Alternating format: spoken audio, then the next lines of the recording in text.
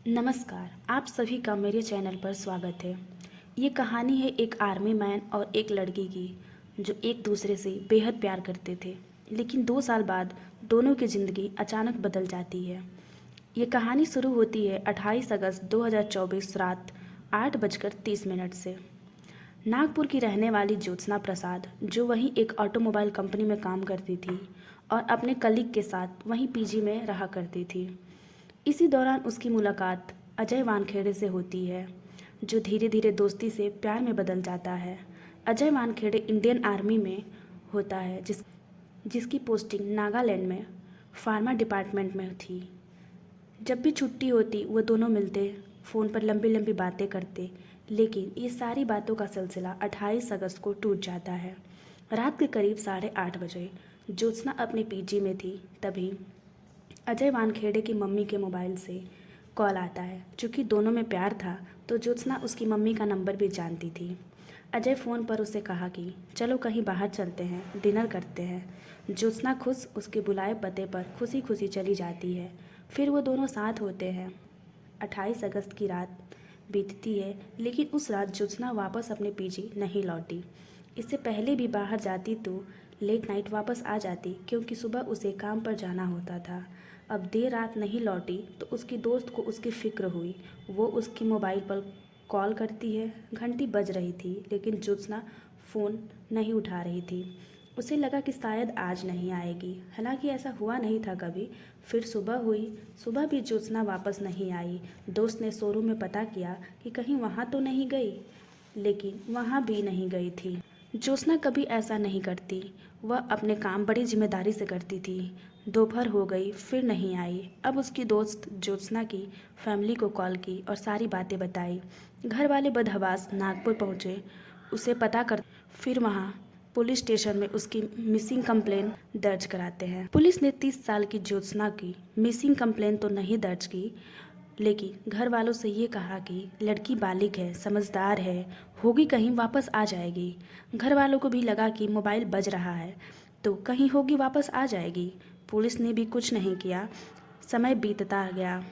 28 अगस्त की बात है और 20 सितंबर की तारीख आ जाती है। घर वाले भी ढूंढ रहे हैं और अब मोबाइल का रिंग भी नहीं बजता।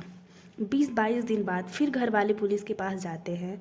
अब पुलिस वालों को भी लगता है कि 20 दिन हो गए और वापस नहीं लौटी, तो किडनैपिंग का कंप्लेंट 20 दिन बाद दर्ज करते हैं। अब पुलिस इन्वेस्टिगेशन शुरू करती है। पुलिस ने पैटर्न देखा कि 28 अगस्त को नागपुर में लोकेशन था उसके फ़ोन का, फिर 29 अगस्त को पुणे में, 30 अगस्त को कहीं और महाराष्ट्र के अलग अलग डिस्ट्रिक्ट में उसका लोकेशन शो कर रहा था।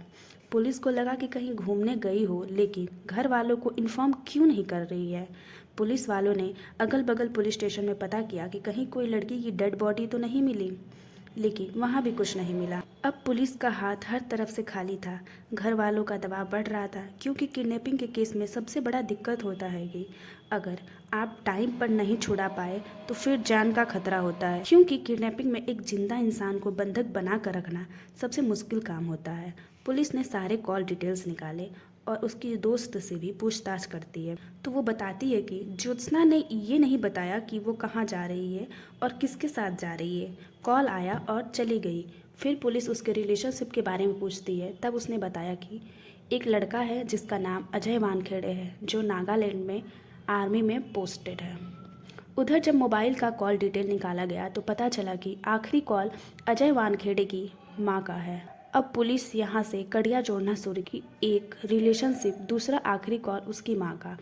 अब आगे की बात जानने के लिए पुलिस ने अजय वानखेड़े को कांटेक्ट किया तो पता चला कि वो वापस अपनी ड्यूटी पर जा चुका है। अब पुलिस नागालैंड उसकी बटालियन को कांटेक्ट किया तो पता चला कि अजय वानखेड़े है तो वहीं, लेकिन हॉस्पिटल में एडमिट है। उसे शुगर और बाकी सारी बीमारियां हो गई हैं और लंबे समय से वो हॉस्पिटल में ही एडमिट है। फिर भी पुलिस आर्मी से परमिशन मांगी कि हमें पूछताछ करनी है।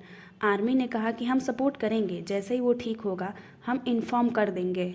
अब नागालैंड पुलिस इंतज़ार में बैठी थी कि कॉल आए। तभी एक दिन कॉल आया और पता चला कि अजय वानखेड़े अचानक हॉस्पिटल से गायब हो गया है। अब पुलिस को यह भी लगा कि कहीं गया होगा, आ जाएगा। लेकिन 2 दिन बाद पता चला कि अजय वानखेड़े ने लोकल कोर्ट में अग्रिम जमानत के लिए याचिका दाखिल की है। मतलब कि हमें डर है कि पुलिस हमें अरेस्ट कर सकती है, तो पहले से ही कोर्ट से जमानत ले लेने की याचिका दायर की थी। याचिका सेशन कोर्ट में दायर किया, वहाँ से खारिज हो गई। फिर हाई कोर्ट में दाखिल किया, वहाँ से भी खारिज हो गया। अब पुलिस को लगा कि आखिर ये क्यों डर रहा है, क्यों अग्रिम जमानत दाखिल कर रहा है, कुछ तो गड़बड़ है। पुलिस उसे ढूंढ रही थी, लेकिन अचानक 20 अक्टूबर को अजय वानखेड़े खुद पुलिस के सामने आता है और सरेंडर कर देता है और बताता है कि आप मुझे ढूंढ रहे हैं, मैं डर गया था, इसलिए अग्रिम जमानत दायर। अब पुलिस पूछती है कि अच्छा बताओ, ज्योत्सना कहाँ है, उससे क्या रिश्ता था तुम्हारा?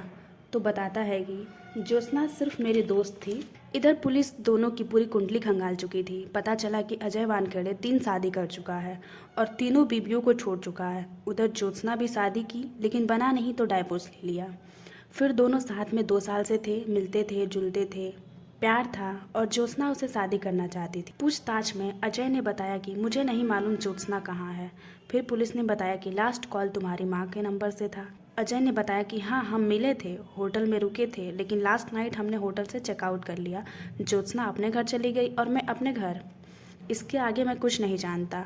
अब पुलिस को ये था कि लास्ट में यही मिला ज्योत्सना से, और ये बता रहा कि ज्योत्सना घर चली गई, लेकिन वो घर नहीं पहुंची। पुलिस ने चेक किया कि अजय वानखेड़े और ज्योत्सना का मोबाइल 28 की पूरी रात एक ही जगह का टावर था। यानी अजय झूठ बोल रहा था कि ज्योत्सना रात में चली गई थी। वो भी मोबाइल का लोकेशन पूरी घने जंगल में बता रहा था। अब पुलिस को लगा कि अजय वानखेड़े झूठ बोल रहा है। फिर पुलिस ने अपने अंदाज में पूछताछ किया। आखिर वो टूट गया और पुलिस को अपने साथ एक जंगल में ले जाता है, जहां उन दोनों का आखिरी लोकेशन दिखा रहा था। वहाँ जंगल में सीमेंट का एक छोटा सा बेस था और उस सीमेंटेड एरिया की तरफ इशारा करते हुए अजय बताया कि इसके नीचे ज्योत्सना है।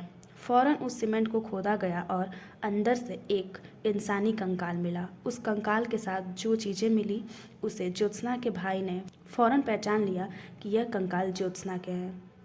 जिस ज्योत्सना को इतने दिनों से ढूंढा जा रहा था, अब वो जिंदा ही नहीं थी, उसका कत्ल हो चुका था। कातिल खुद पुलिस को उस जगह ले आया था। पुलिस ने कहा कि अब जब डेड बॉडी मिल गई है तो इसके पीछे का मोटिव भी बता ही दो। तब अजय बताता है कि 2 साल से हम रिलेशनशिप में थे, लेकिन मुझे शादी नहीं करनी थी और ज्योत्सना मुझ पर दबाव बनाती थी।